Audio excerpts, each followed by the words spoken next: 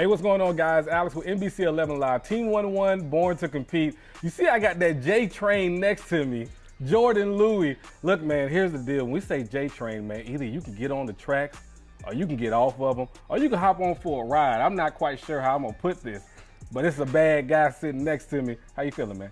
I'm feeling pretty good, you know. I'm just blessed to be here. How's practice today?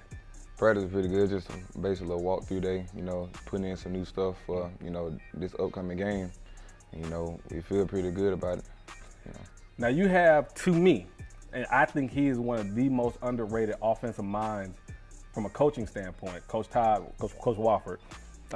Just tell me what it's been like playing with him. It's been pretty good, you know. He really has been the man with the plan, you know, putting everything together. You know, because he's just, you know, bringing over stuff from, you know, where he used to be and putting it together with the athletes that's there at Meadowcreek, and it's, you know, been working out pretty good. So you get to Meadowcreek, right? Yes, sir. And let's just say their history hasn't necessarily been the best, okay? From a wins and loss standpoint. That's fair. That's fair to say. But you don't care. You and your teammates don't care. You come in this season, work hard, get after it, and now you guys are at a point now where you're getting people's attention. So those games are different now. Oh, yeah. Now, instead of, you know, you hunting, you're the ones being hunted, so to speak. But let's talk about that first. What was it like changing the mindset of your teammates and just everybody involved to say, hey, we can win here? Well, you know, it started off a little rough, you know, like the first few games. But, you know, we just, you know, decided to, you know, we came together as a team. You know, we just had to, you know, work together because it's my first time being there, you know, being with the boys and stuff, but, you know, they trusted me as being the leader, you know, leading that team to the success we're having now. So basically, you know, we just basically just working together and, you know, still trying to keep this thing going. So you're going to a big game, Peachtree Ridge. They got a lot of wins, y'all got a lot of wins. They got a few losses, y'all got a few losses. I mean, that's the best way to really say it, right? I mean, at the end of the day. Big game, big crowd, all that kind of stuff. But all I'm going to say is like this is, you put, what, the 152 rushing, 100 yards receiving, light work. Nothing dead off. Can we say like that? Light. Some slight, basically some slight. Some slight. Tell me about that game in your opinion. I mean, you know, it just, you know, really coming into that game, you know, we just had to stay focused. You know, we had a good week of practice. You know, we would have been working on everything. You know, it really wasn't too much for me to be, you know, worried about, because I go, you know, 100% every game I play. So, you know, me being nervous or scared is not really in the category of me, you know. So really just keeping my boys up, you know, keep them encouraged. So a player you remind me of, he played here some years and years ago, plays with the Saints right now, Alvin Kamara. I mean, you really honestly remind me of him talking with your coach today. And I said, look, the way he's in and out of his holes, quickness, beautiful. He can still run with power. He can get between the tackles if you need to.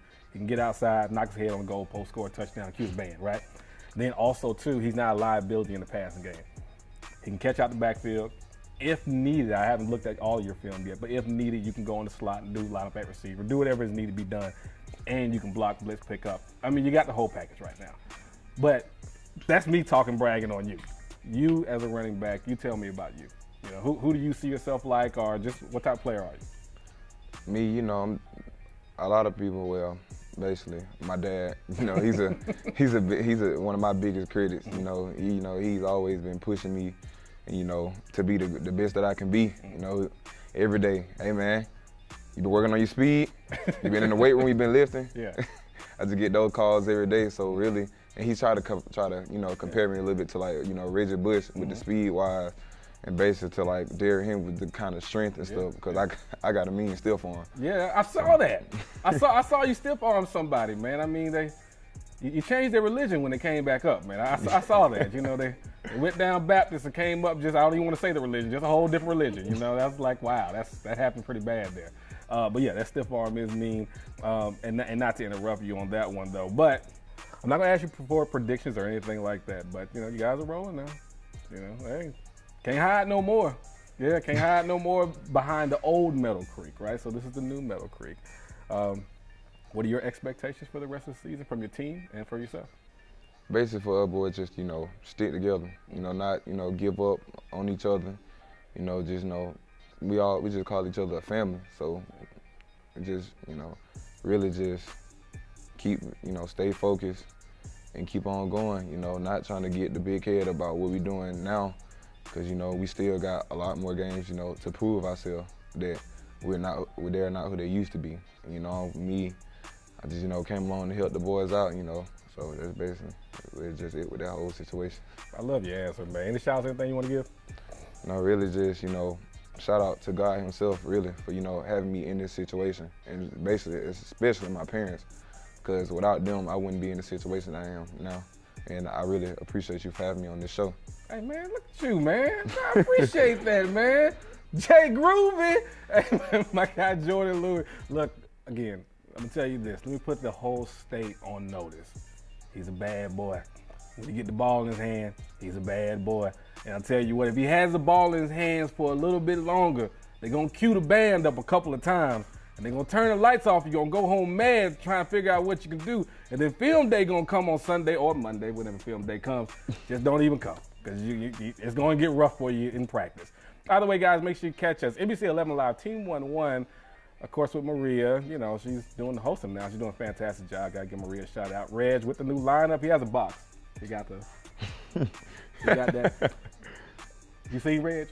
Oh, no, I haven't seen him. Make sure you tell him what's up when you see him, though. He's really excited about that lineup right there. My guy Rick, and of course Megan in the back waving as always, man. Make sure you catch us.